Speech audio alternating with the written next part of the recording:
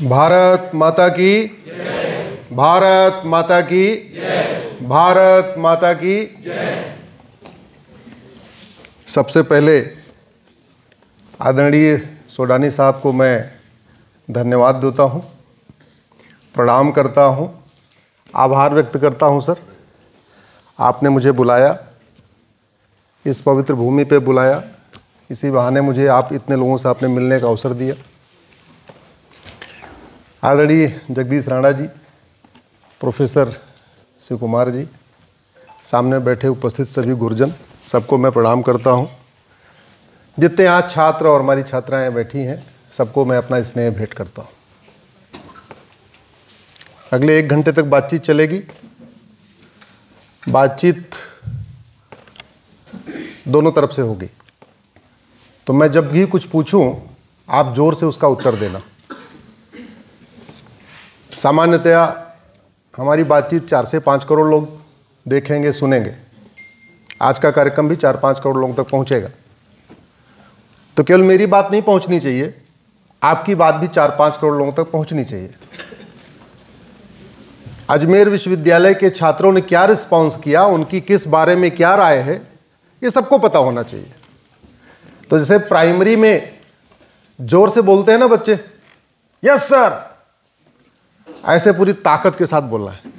इसलिए बोलना है कि वो रिकॉर्डिंग करने वाला इधर रखा हुआ है, तो आपकी आवाज यहां तक पहुंचनी है।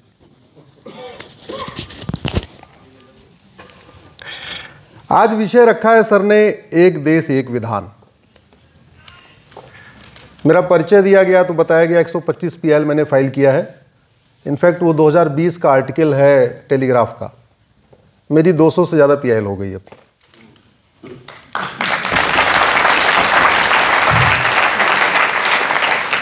वो पुराना आर्टिकल है, सर ने जो पढ़ा होगा वो पुराना आर्टिकल है। सोमवार से शुक्रवार सुप्रीम कोर्ट रहता हूँ, शनिवार रविवार बाकी छुट्टियों में भी, बाकी कई बार वर्किंग डेज में भी आप लोगों के बीच में रहता हूँ।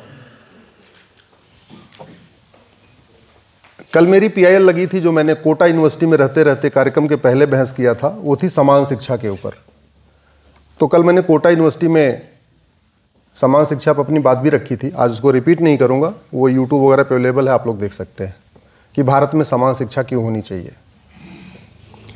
आज मेरी PIL लगी हुई है कि वंदे मातरम को भारत का राष्ट्रगान घोषित करना चाहिए। और क्यों करना चाहिए?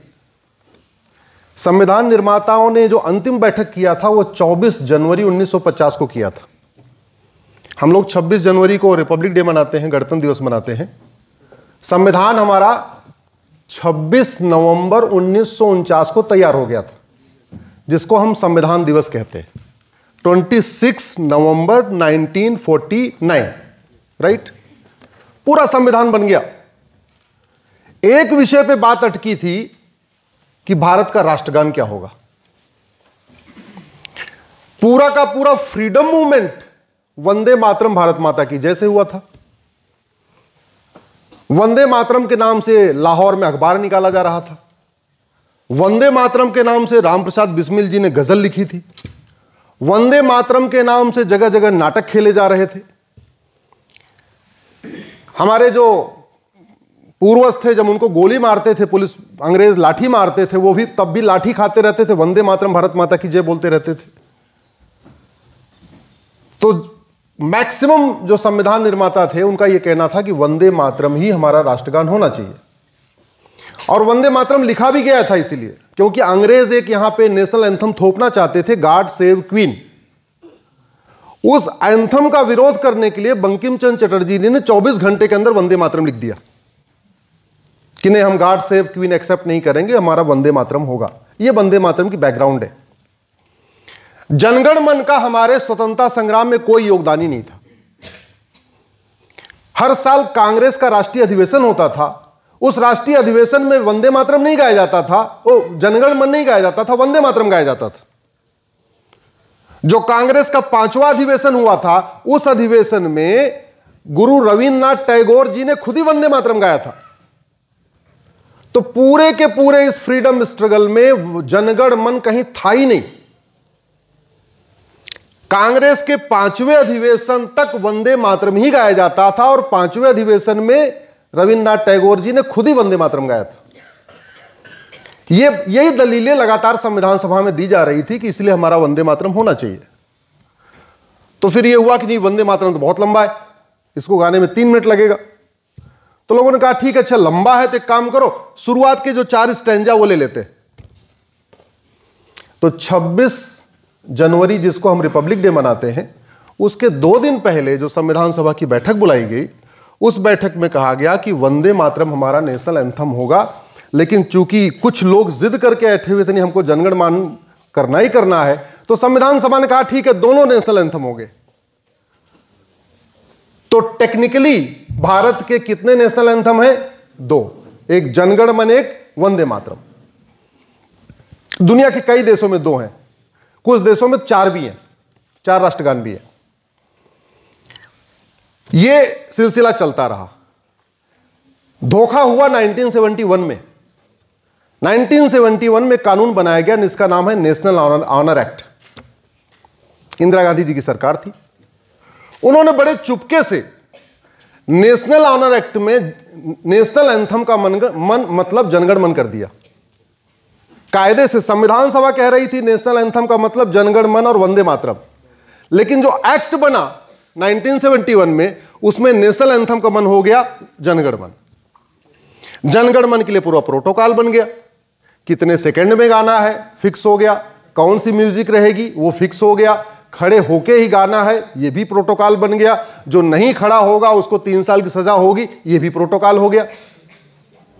लेकिन वंदे मातरम की न तो म्यूजिक फिक्स हुई, न खड़े होके गाना ऐसा तय हुआ, कौन सी म्यूजिक गाई जाएगी जनगण मन पे वो तय नहीं हुई। तो नतीजा ये है, फिल्मों में जनगण मन अलग गाया जा रहा है, सीरियल में जनगण मन अलग गाया जा रहा है, पॉलिटिकल पार्टियों के रैलियों में जनगण मन अलग गाया जा रहा है, सभाओं में अलग गाया जा रहा है, कोई 2 मिनट में गा रहा है, कोई 5 मिनट में गा रहा है, सब अपनी अपनी स्टाइल में गाए जा रहे हैं। लता जी अलग स्टाइल से गा रही हैं और आशा जी अलग स्टाइल से गा जा रही हैं, उदित नारायण अलग स्टाइल में गा रहे हैं, कुमार सानू अलग स्टाइल में गा रहे हैं।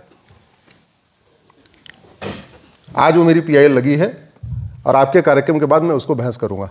आइटम नंबर 26 है आज, वो आएगा करीब 2:30-3 बजे के आसपास आएगा। ऐसे हमारे साथ बहुत धोखे हुए हैं, 1-2 नहीं, बहुत धोखे हुए। ड्राइवर को वेतन किस लिए दिया जाता है?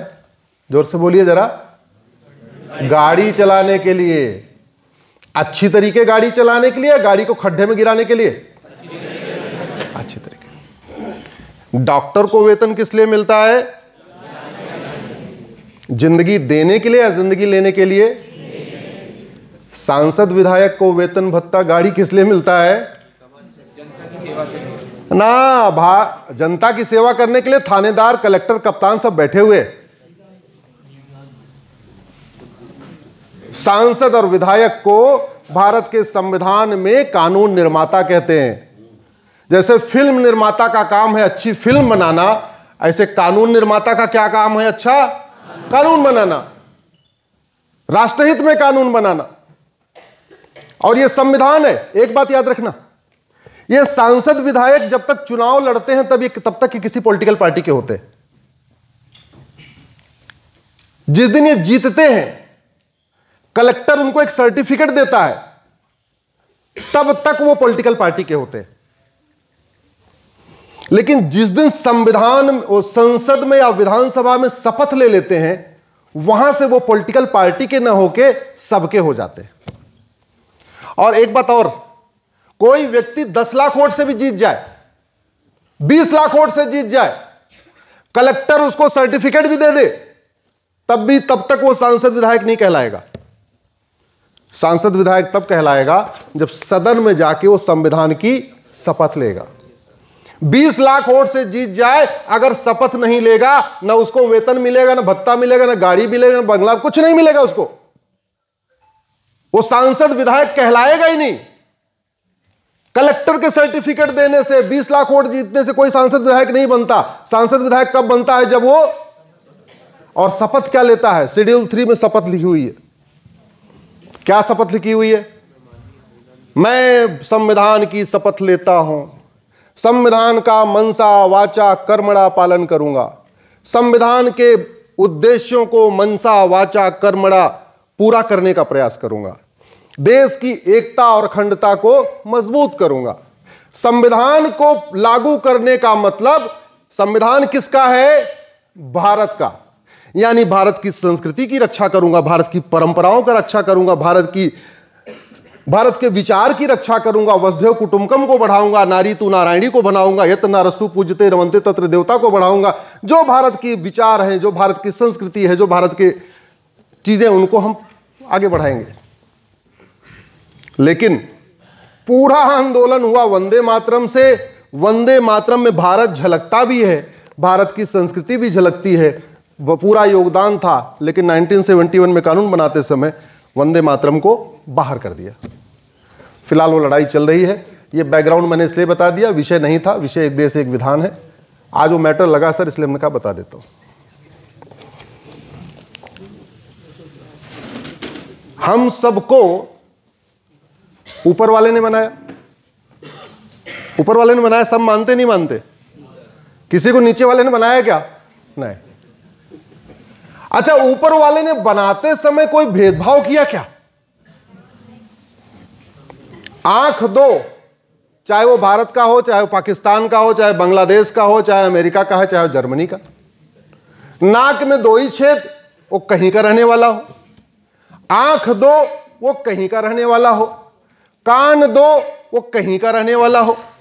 मुंह एक, वो कहीं का रहने वाला हो। हर्ट एक, वो चाइनीज हो, जापानीज हो, जर्मन हो, अरबियन हो, बहरीन का हो, कहीं का हो। तो ऊपर वाले ने कोई भेदभाव किया क्या? यानी ऊपर वाले के लिए एक विश्व एक विधान है। जोर से बोलिए, कौन सा विधान है? एक विश्व एक विधान। तो भेदभाव कौन करता है? नीचे वाले। लेकिन नीचे वाले भेदभाव करते हैं ऊपर वाले के नाम पे। समझे नहीं? बड़े चालाक है नीचे वाले। इनको जो कुछ थोपना होगा ऊपर वाले का नाम लेके थोप देंगे। अब ऊपर वाले से सब डरते हैं, तो जैसे ऊपर वाले का नाम आता है अपना बुद्धि विवेक लगाना छोड़ देते हैं। जैसे ऊपर वाले की बात आई है तो ऊपर वाले ने बोला है, भाई ठीक है, वो बोला होगा तो बोला होगा, फिर तो मानना ही है।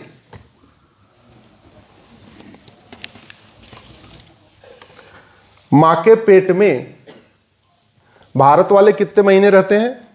जोर से बोलना। और अरब वाले कितने महीने? और अमेरिका यूरोप वाले? भेदभाव हुआ क्या? हिंदू कितने महीने? मुसलमान कितने महीने? पारसी, ईसाई? भेदभाव किया क्या? नहीं। महिला 9 महीने, बेटा 9 महीने, बेटी 9 महीने। भेदभाव किया क्या? लेकिन भेदभाव होता है कि नहीं होता? ये कौन करता है? अरे जीत जोर से बोलो, कौन करता है ये? देखो, अब आप लोगों ने पॉइंट पकड़ लिया है, मुझे दिख रहा है। मैं कहां आने की कोशिश कर रहा हूं, आपको समझ में आ रहा है। लेकिन थोड़ा जोर से तो बोलो। एक मूवी थी पीके, देखा था? कितने लोगों ने देखा? हाँ, उसमें बड़ा प्यारा डायलॉग है, कौनो फिरकी ले रहा है। डायलॉग सुना नहीं सुना? आमिर खान कहते कौनो फिरकी ले रहा है, तो यही फिरकी ले रहा है कोई। हाँ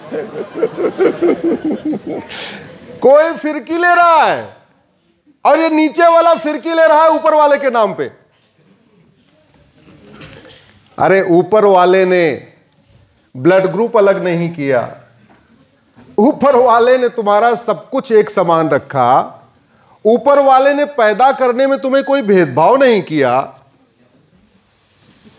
जो भेदभाव हुआ वो भगवत गीता कहती है कर्मण्येव अधिकारस्ते, रामचरितमानस में कहते हैं कर्म प्रधान विश्व करी राखा। यानी बाद में जो अंतर आ रहा है वो जन्म से नहीं आ रहा है, किससे आ रहा है? कर्मों से। लेकिन कुछ लोग कह रहे हैं नहीं, कर्म छोड़ो, जन्म से ही अंतर है।